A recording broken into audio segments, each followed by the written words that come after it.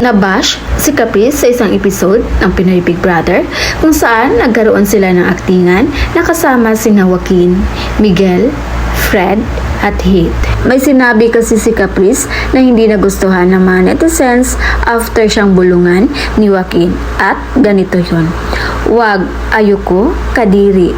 Ayoko, ikaw na lang si Caprice. Marami kasi sa mga viewers ang na-misunderstood yung pagkasabi ng ganun ni Caprice dahil akala daw nila nang diri si Caprice kay Heath.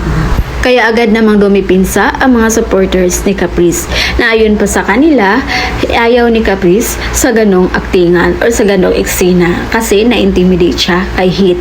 Parang hindi kasi kaya ni Cap yung mga clingy at daring na eksena. Pero aside doon naman, marami din nang natuwa dahil kilalang kilala na daw nila si Caprice pag ma-in love. Binabanggit kasi nito ang salitang lumilipad at nawala ang pagka-demure nito.